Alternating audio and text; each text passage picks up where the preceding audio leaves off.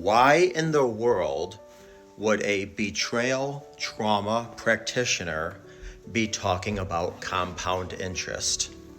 Well, I have found working with my clients that sometimes different analogies helps the brain understand things. So, for those that don't know compound interest, basically it's when you put money aside, that money has interest. The more interest applied to the money, the more the account grows. The more the account grows, the more interest you get on that account. So when I talk to clients who have been, let's just say, in an addict mentality for years, oftentimes decades, or when I talk to clients that have been, say, in affairs for years, sometimes decades, believe it or not, their brain is completely reprogrammed. I'm talking like your brain is rewired. So when you are on the path of together, you're deciding, okay, I want to repair, possibly rebuild our marriage together.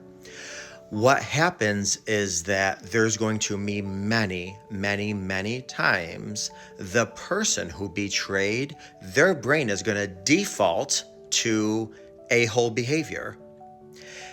It could be intentional, it could be self-sabotaging, but more so than not, it's because the brain was so used to secrets and so used to avoiding and so used to all these things that becomes the default pattern.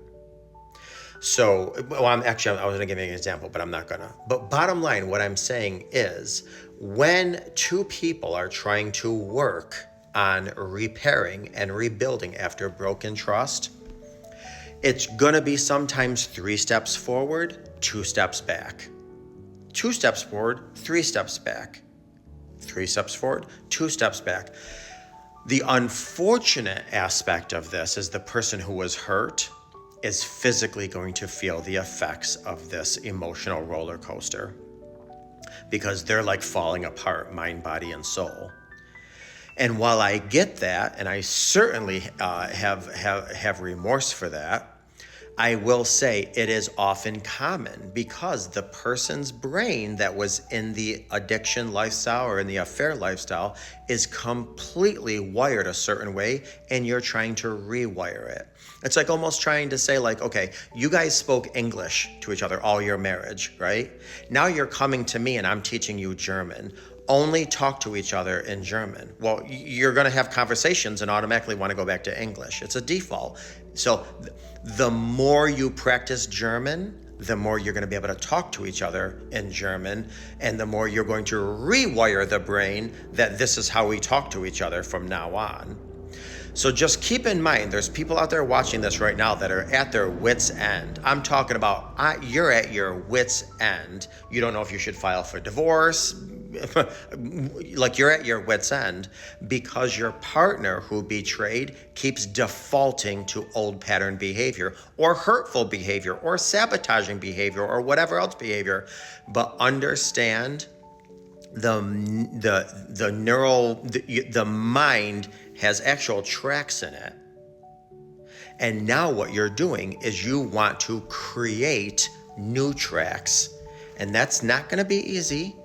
It's going to take time. And as I always say, which is very hard, I get it, consistency. You gotta be consistency. If you're coming to me and I'm teaching you German, you gotta talk to your partner in German. It's the only way you're not gonna default back to English. So compound interest. The more you practice something, the more you're gonna get better at it, the more it's gonna come second nature and your default language.